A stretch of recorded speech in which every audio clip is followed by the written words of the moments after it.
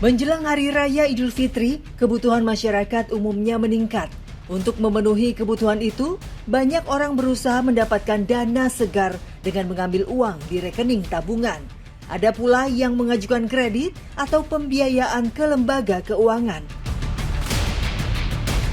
Tetapi tidak sedikit pula masyarakat yang lebih memilih menggadaikan barang atau hartanya di lembaga jasa gadai, baik di pegadaian maupun perbankan syariah yang melayani gadai demi memenuhi keperluan di hari raya.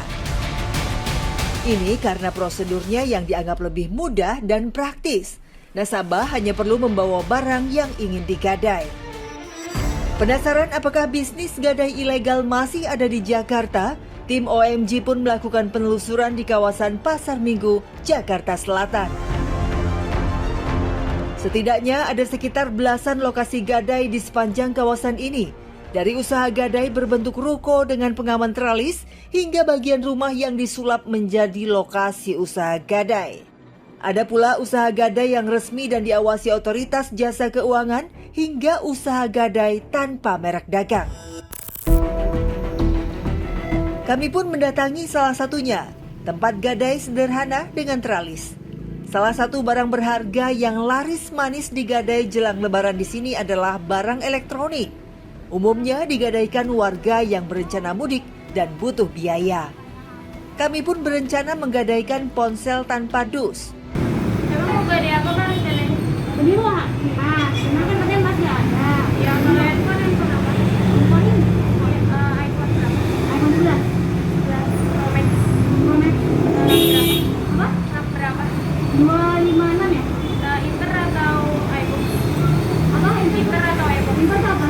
Kalau Inter yang keluar nggak, kalau iBook yang lukas. Oh, iBook. Semua harga barang gadai sudah ada daftarnya. Misal untuk handphone Android rata-rata Rp800.000. Kalau digadai lengkap dengan box bisa lebih tinggi lagi.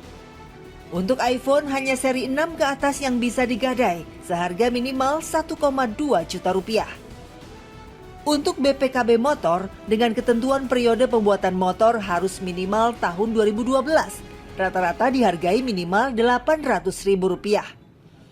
Ini karena usaha gadai yang dijalankan berbentuk koperasi sehingga tidak ada survei. Untuk ponsel yang kami bawa ini tidak dicek terlebih dahulu fisiknya. Pemberi gadai langsung memberikan nilai harga. Kalau misalnya batangan dapatnya 5.450.000. Tapi itu belum ada bunganya. Iya, terimanya full kok Kak. Gimana full? Iya, terimanya Nanti full. balikinnya lagi berapa? Kalau balikinnya lagi, kalau misalkan kakak bisa dalam waktu 15 hari, penabungannya 5% ya Kak? Ya. Jadi untuk penebusannya 5.722.500. Kalau sebulan? Kalau 1 bulan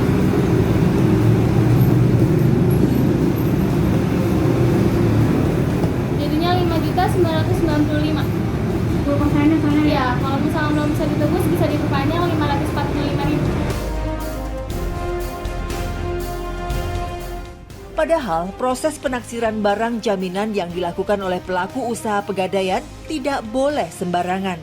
Setiap penaksiran harus tersertifikasi dan bahkan para penaksir dalam perusahaan pegadaian yang legal juga harus melewati berbagai macam pelatihan dan memiliki sertifikasi sebagai penaksir.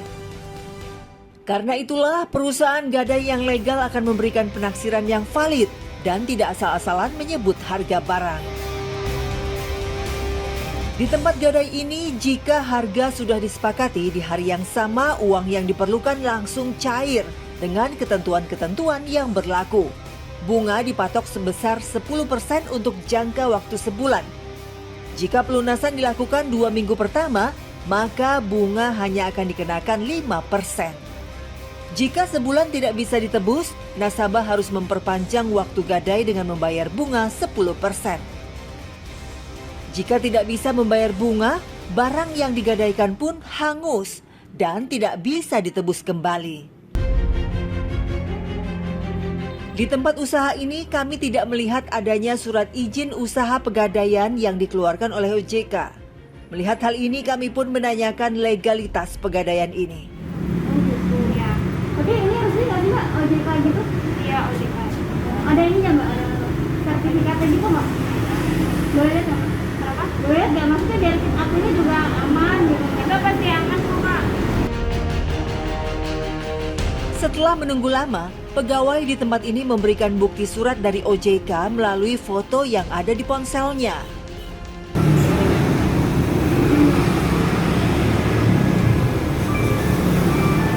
Kiri ya. Oh iya, koperasi. Iya mbak. Kenapa? Dulunya namanya itu, Kak. Ganti semua. Tapi bisa Dewi Sartika nih mbak. Kenapa? Dewi Sartika. Iya, Kak. Itu sama semua jadinya. Satu sertifikat. Iya. Tapi ini bukan yang ini mbak. Kenapa? Bukan nama ini. Kayaknya. Iya, dulu namanya emang itu, Kak. Koperasi. Oh, mau juga ya. Tapi ini beneran ini punya mbak bukan? Kenapa? Beneran punya. Iya, emang benar itu kok, Kak. Kita selama ini juga aman kok, nggak pernah ada yang kayak gimana-gimana.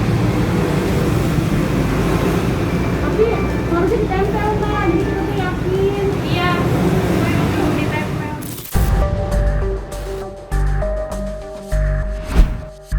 Untuk mengetahui keaslian surat yang sudah kami foto ini pun kami bawa ke asosiasi bernama Perkumpulan Perusahaan Gadai Indonesia.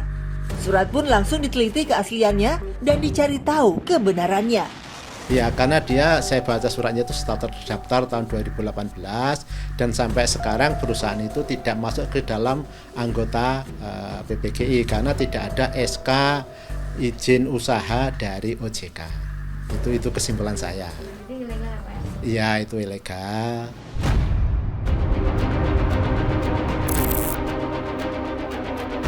Ternyata suratnya sudah kadaluarsa dan usaha gadai ini ilegal, pemirsa. Ciri lain dari perusahaan gadai ilegal adalah uang kelebihan dari lelang barang tidak transparan dan tidak dikembalikan kepada nasabah. Selain itu, barang jaminan gadai tidak diasuransikan dan surat bukti gadai dari perusahaan ilegal memiliki kualitas yang rendah, gampang rusak, dan tidak terstandarisasi. Pegadaian ilegal masih banyak tersebar di Indonesia. Pemerintah dinilai belum tegas menangani dan menertibkan jenis usaha ini. Setiap ada yang ilegal harusnya kan dikontrol, ya nanti kan masyarakat juga tidak dirugikan. Kalau itu ya harusnya ada sanksi yang lebih berat ya buat masyarakat juga kan jadinya lebih tidak ketipu lah istilahnya. Mestinya sering disidak biar ini ketahuan ada permainan apa di dalam gitu kan, biar masyarakat juga tahu ininya mereka, haknya mereka gitu. Selalu dipantau, jangan sampai mereka banyak merajalela terus itu menjanjikan suku bunga kecil akhirnya tapi menjerat gitu. Harusnya sanksinya lebih besar apa gimana? Iya, harus diberikan sanksi yang lebih besar bagi yang melakukan biar jerak, tidak menyusahkan warga.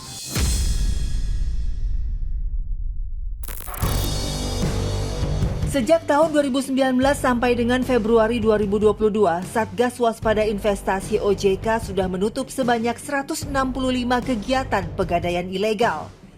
Diharapkan rancangan undang-undang untuk pengembangan dan penguatan sektor keuangan dapat segera rampung agar nantinya usaha-usaha gadai ilegal dapat ditindak secara hukum.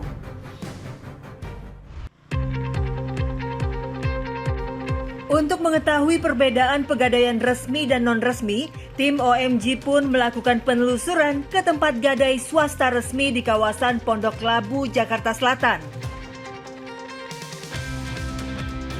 Begitu memasuki rumah gadai, kami disambut oleh security dan diarahkan ke loket. Surat izin dari OJK pun terpampang di dinding sehingga nasabah tak perlu meragukan apakah rumah gadai ini memiliki surat izin usaha dari OJK atau tidak.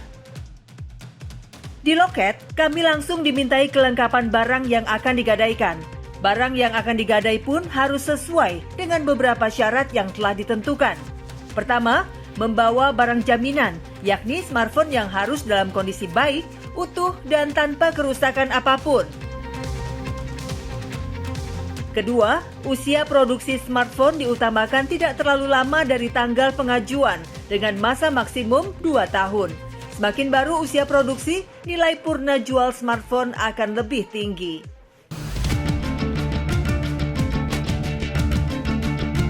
Ketiga, membawa bukti bahwa barang jaminan merupakan milik pribadi, seperti surat pembelian smartphone. Keempat, membawa fotokopi kartu identitas resmi yang masih berlaku seperti KTP, SIM maupun paspor. Setelah semua syarat terpenuhi, Dimas selaku kepala unit dan juga penaksir langsung memeriksa smartphone yang saya bawa untuk ditaksir harganya. Awal mula dilakukan oleh penaksir di Gadai ini adalah pengecekan fungsi charger, lalu fungsi kamera baik foto maupun video. Kemudian suara atau sound tak luput diperiksa. Terakhir dicek kembali juga IMEI ponsel. Handphone sendiri kita harus wajib ada kardus dan ada charger. Setelah itu akan kita lakukan penaksiran. Untuk penaksiran handphone sendiri yang perlu diperhatikan yang kita lakukan pemeriksaannya, yang pertama tadi chargernya berfungsi atau tidak. Lalu kami cek juga ketentuannya untuk IMEI, kami sesuaikan dengan boxnya. Lalu juga kami cek juga dari situs Kemenperinnya apakah terdaftar atau tidak. Karena kalau tidak terdaftar, kami akan lakukan penolakan seperti itu. Setelah memeriksa ponsel, harga pun dikeluarkan oleh penaksir. Jika menyetujui harga taksiran, nasabah diminta mengisi form. Dan setelahnya, bisa diberikan surat bukti dari Pegadaian sekaligus uangnya.